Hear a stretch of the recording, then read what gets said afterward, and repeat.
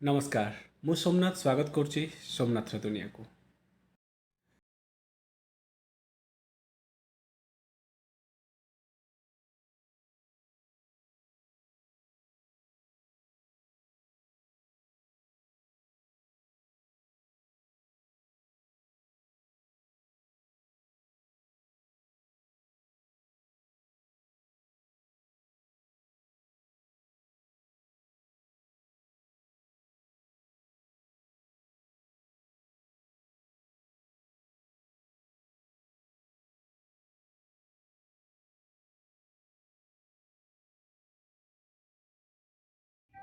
पुरी जीवा रास्तार गोटे गाँटीए पड़े जार ना वीर गोविंदपुर।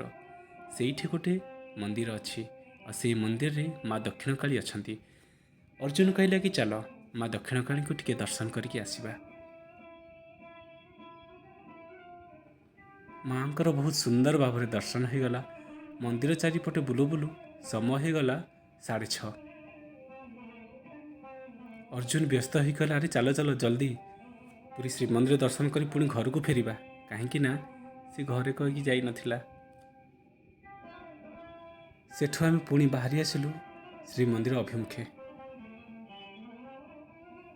और हाँ शुणा जाए कि से गाँव में समस्त पाखरे माँ को कृपार गवर्नमेंट चाकरी अच्छी।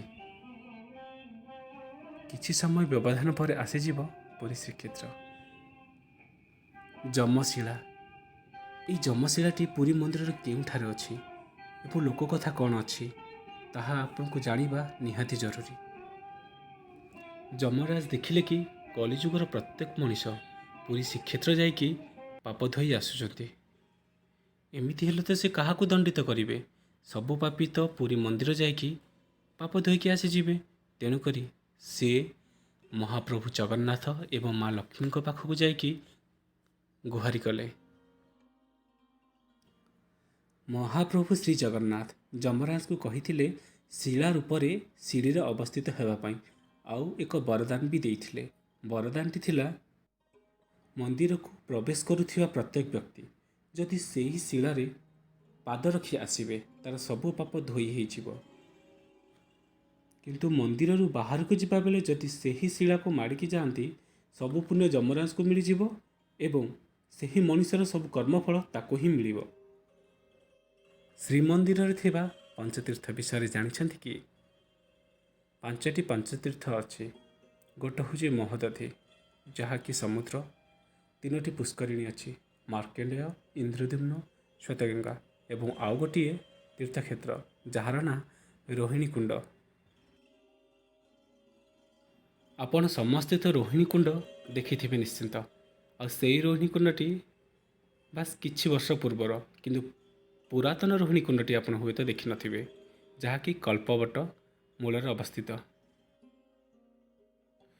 रोहिणी कुंडटी मुक्तिमंडप निकटरे अवस्थित। आ माना जाए कि रोहिणी कुंडर जल छिंची हेले पाप खंडन हुए बोली। कल्पवट केबे आपण कल्पवट मूलर बसिचंती कि जदि आपण मंदिर आछंती निश्चिंत भाव में कल्पवट मूलरे किछि समय पई बसी पड़ंतु। कल्पवटर अनेक महिमा अच्छी। जेतेबेले प्रलय आसीब ना सेही जलरे पृथ्वी लीन होइजिवो और सेही समय महाप्रभु बालमुकुंद होई से कल्पवटर पत्ररे शयन करी भासिबे एवं जगत उद्धार करिवे।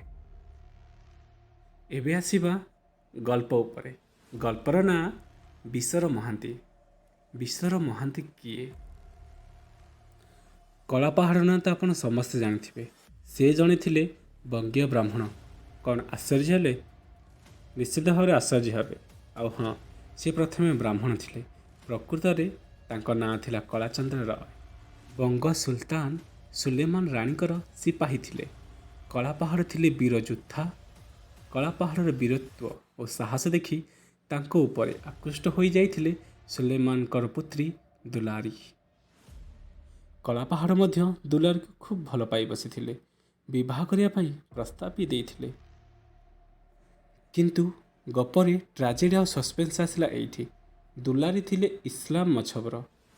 तेणुकरी कलापहाड़ थिले हिंदू। कौन करा जीवो? कलापहाड़ को प्रस्ताव दिया जाइथिला ଯଦି ଆପଣ ଧର୍ମ ପରିବର୍ତ୍ତନ କରୁଛନ୍ତି ତାହେଲେ ଏହା ବିବାହ ନିଶ୍ଚିନ୍ତ ହୋଇପାରିବ।